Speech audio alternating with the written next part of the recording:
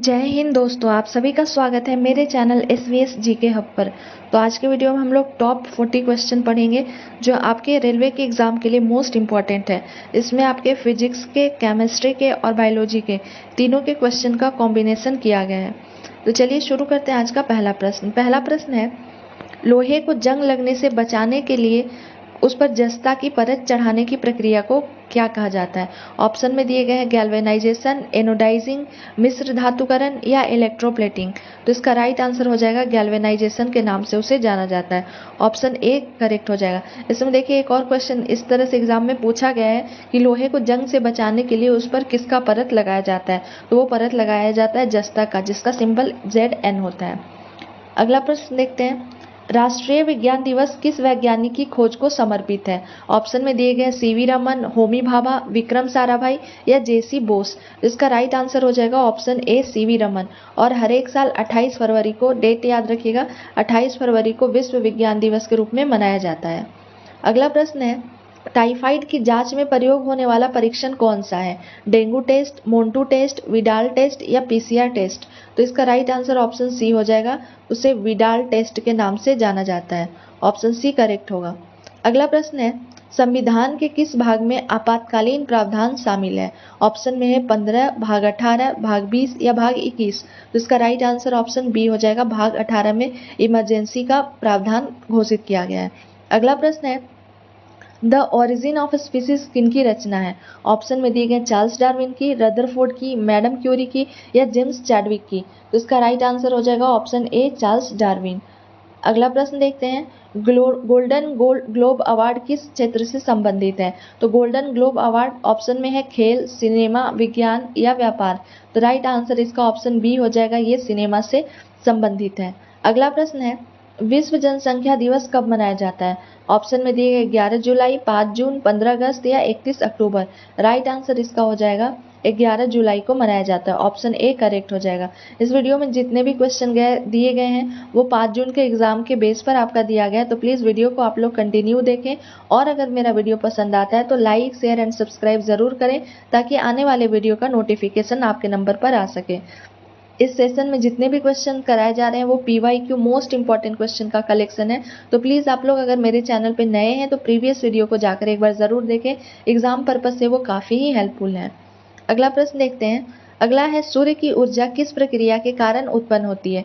Nuclear fusion, रेडियोधर्मिता, अपघटन या nuclear fission. तो इसका राइट आंसर ऑप्शन ए हो जाएगा, न्यूक्लियर फ्यूजन। कोशिका का शक्ति केंद्र किसे कहा जाता है?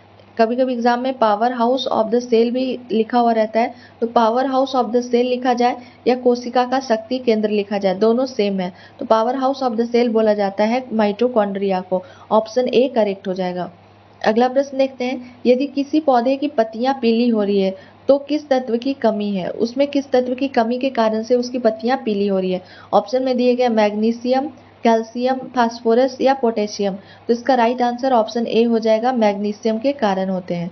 अगला प्रश्न है, मानव शरीर में RBC का कार्य क्या होता है? RBC जिसे रेड ब्लड सेल या रेड ब्लड कॉर्पसेल्स के नाम से जाना जाता है।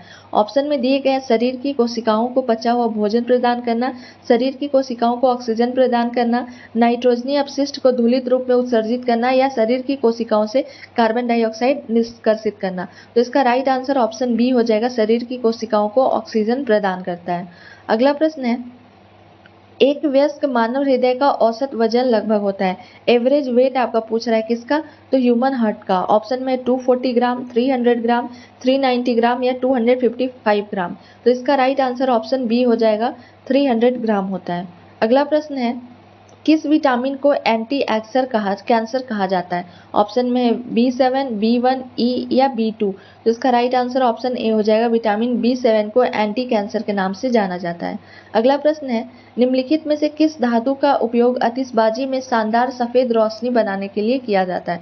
पटाखा में जो क्रैकर्स हम लोग घर में जलाते हैं किसी पर्व पे, तो उसमें सफेद रोशनी किसके कारण होता है? स्ट्रांसियम, सोडियम, मैग्नीशियम या कॉपर। तो इसका राइट आंसर हो जाएगा ऑप्शन सी, मैग्नीशियम के कारण होता है। अगला प्रश्न है, बेरी रोग किस विटामिन की कमी से होता है? Vitamin B2, vitamin B1, vitamin C या विटामिन D। राइट आंसर इसका ऑप्शन बी हो जाएगा, विटामिन B1। अगला प्रश्न है, निम्नलिखित में से कौन सा हार्मोन पौधों को तनाव हार्मोन है, यानी कि स्ट्रेस हार्मोन के नाम से जानते हैं। किसका पूछ रहा है, तो ये प्लांट्स के बारे में पूछ रहा है। ऑप्शन में है ऑक्सिन, साइटोकाइनिन, एबीए या जिब्रेलिन। ये चारों जो है वो प्लांट हार्मोन्स हैं, जिसमें से एबीए जिसे एब्सिसिक एसिड बोला जाता है वो तनाव हार्मोन है। ऑप्शन सी करेक्ट हो जाएगा। अगला प्रश्न है, मानव में गुणसूत्र के कितने जोड़े पाए जाते हैं। क्रोमोसोम, नंबर्स ऑफ क्रोमोसोम पूछा जा रहा है कि कितने होते हैं। ऑप्शन में दिए गए हैं 12, 18, 20 या 23। तो राइट आंसर इसका हो जाएगा ऑप्शन डी 23। यहाँ क्वेश्चन को समझिएगा, पेयर पूछा जा रहा है। जब आपसे पेयर पूछा जाएगा तो उसका आंसर क्या हो जाएगा 23, लेकिन वही अगर संख्या पूछी जाएगी तो वो हो जाएगा 46। अगला प्रश्न है, आयोडीन युक्त हार्मोन है थायरोक्सिन, टेस्टोस्टेरोन, इंसुलिन या एड्रेनलिन। तो राइट आंसर इसका हो जाएगा थायरोक्सिन। ऑप्शन ए करेक्ट हो जाएगा। इसी के कारण से बीमारी होती है जिसे बोला जाता है ग्वाइटर, गले में होने वाली बीमारी है। और थायरोक्सिन का सिक्रेशन जो है वो किससे होता है, तो थायराइड ग्लैंड से होता है। अगला प्रश्न है, हृदय की धड़कनों को अंकित करने वाला उपकरण को क्या कहा जाता है। कार्डियोग्राफ, कैस्कोग्राफ, क्रिस्कोग्राफ या सिस्मोग्राफ। तो इसका राइट आंसर ऑप्शन ए हो जाएगा, कार्डियोग्राफ कहा जाता है। ये सिस्मोग्राफ से हम लोग क्या मापते हैं, तो भूकंप की तीव्रता। ये भी याद रखिएगा, एग्जाम में कई बार रिपीट हुए हैं ये क्वेश्चन कि भूकंप की तीव्रता किससे मापी जाती है, तो वो मापी जाती है सिस्मोग्राफ से। और कार्डियोग्राफ से हृदय की धड़कन को अंकित किया जाता है। अगला प्रश्न है, शरीर का तापमान नियंत्रित करने वाला भाग है मस्तिष्क, थायराइड, हाइपोथैलेमस या मेरुज्जू। इसका राइट आंसर ऑप्शन सी हो जाएगा, हाइपोथैलेमस। अगला प्रश्न है, धातुओं को पतली तार के रूप में ढालने की विशेषता क्या कहलाती है।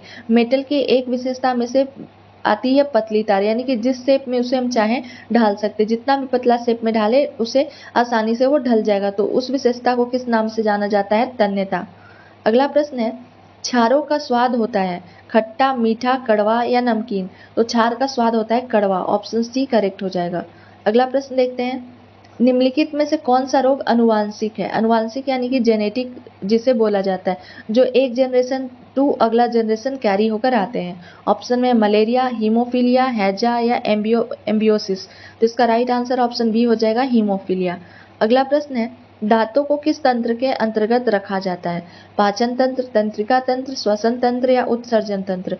राइट आंसर इसका ऑप्शन ए हो जाएगा, क्योंकि पाचन जो है वो सबसे पहले कहाँ से शुरू होता है, तो हमारे मुख से शुरू होता है, मुंह से। और ये दांत जो है वो हमारे मुख में पाए जाते हैं, इसलिए इसे पाचन तंत्र के अंतर्गत रखा गया है। अगला प्रश्न है, कंप्यूटर में डेटा को किस रूप में संग्रहित किया जाता है। तो उसे बाइनरी में संग्रहित किया जाता है, जिसमें 2 नंबर आते हैं 0 और 1। इस कारण से इसे बाइनरी बोला जाता है और इसी रूप में सारे के सारे डेटा को कलेक्ट करके रखा जाता है। अगला प्रश्न है, एथलीट को निम्न में से किससे जल्दी और ज़्यादा ऊर्जा मिलती है। जो धावक होते हैं, जो दौड़ते हैं, तो उन्हें किससे ज़्यादा जल्दी एनर्जी मिलती है। ऑप्शन में है वसा, विटामिन, प्रोटीन या कार्बोहाइड्रेट। इसका राइट आंसर ऑप्शन डी हो जाएगा, कार्बोहाइड्रेट। अगला प्रश्न है, सुनहरी क्रांति संबंधित है मछली उत्पादन, फल उत्पादन, अंडा उत्पादन या दाल उत्पादन। तो इसका राइट आंसर हो जाएगा ऑप्शन बी, फल उत्पादन से संबंधित है।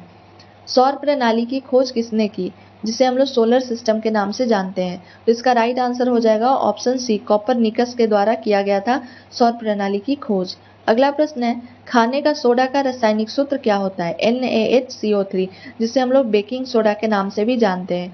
बेकिंग सोडा रहे या खाने का सोडा रहे, उसका फॉर्मूला होता है NaHCO3। अगला प्रश्न है, कंप्यूटर की रैम का पूरा नाम क्या होता है। तो रैम का पूरा नाम हो जाता है random access memory. Option A correct हो जाएगा।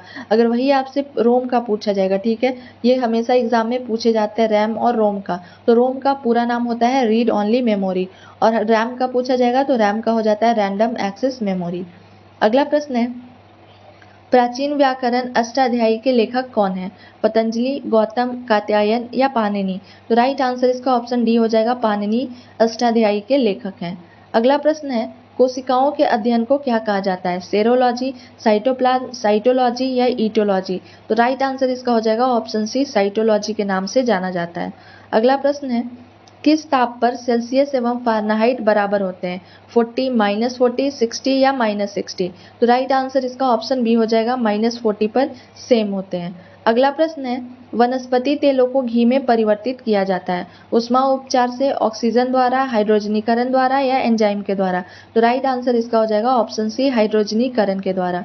अगला प्रश्न है, ठोस कपूर से वाष्प बनने की क्रिया को क्या कहते हैं? संलयन, उच्चारण, ऊर्ध्वपातन या शीतलन। तो राइट आंसर इसका ऑप्शन सी हो जाएगा, जिसे सब्लिमेशन प्रोसेस के नाम से भी जाना जाता है। इसमें ठोस अवस्था में पाए जाते हैं कपूर। ठोस से क्या होता है, सॉलिड टू ये किस में ट्रांसफर हो जाता है, तो वेपर में, और इसी प्रक्रिया को ऊर्ध्वपातन बोला जाता है। अगला प्रश्न है, सूर्य के ताप को किससे मापा जाता है? पायरोमीटर, पॉलीमीटर, ऑडियोमीटर या कंडेला। राइट आंसर इसका हो जाएगा ऑप्शन ए, पायरोमीटर के नाम से जाना जाता है। अगला प्रश्न देखते हैं, थायराइड ग्रंथि का स्थान कहाँ है? यकृत, गला, आंख या इनमें से कोई नहीं। इसका राइट आंसर हो जाएगा गला, ऑप्शन बी करेक्ट हो जाएगा।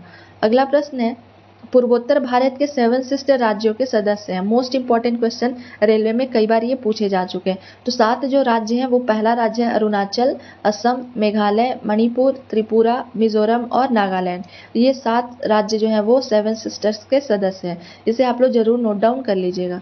अगला प्रश्न है, मानव रक्त में कुल कितने प्रकार की रक्त कोशिकाएं होती हैं? 2, 3, 4 या 5। तो राइट आंसर इसका हो जाएगा 3, जिसमें कौन कौन से होते हैं? आरबीसी, जिसे हम लोग रेड ब्लड सेल के नाम से जानते हैं, डब्ल्यूबीसी व्हाइट ब्लड सेल, और तीसरा जो होता है उसे प्लेटलेट बोला जाता है। डब्ल्यूबीसी को और किस नाम से जाना जाता है? तो सोल्जर ऑफ द बॉडी के नाम से भी जाना जाता है, क्योंकि ये हमारी बॉडी में क्या करते हैं, जितने भी इन्फेक्शन होते हैं या बाहरी बैक्टीरिया आक्रमण करता है उससे बचाते हैं। तो बचाने का काम करते हैं, इस कारण से इसे सोल्जर ऑफ बॉडी के नाम से भी जाना जाता है। अगला क्वेश्चन है, पेसमेकर का कार्य क्या है? ऑप्शन में दिए गए मूत्र बनने का नियमन, पाचन क्रिया का नियमन, श्वास क्रिया का प्रारंभ या दिल की धड़कन को नियंत्रित करना। इसका आंसर अगर आपको मालूम है तो हमें कमेंट बॉक्स में जरूर बताएं कि पेसमेकर का काम क्या होता है। तो ये आपके कुछ 40 मोस्ट इंपॉर्टेंट क्वेश्चन का कलेक्शन था। आई होप आपको वीडियो पसंद आया होगा। Thank you for watching my video.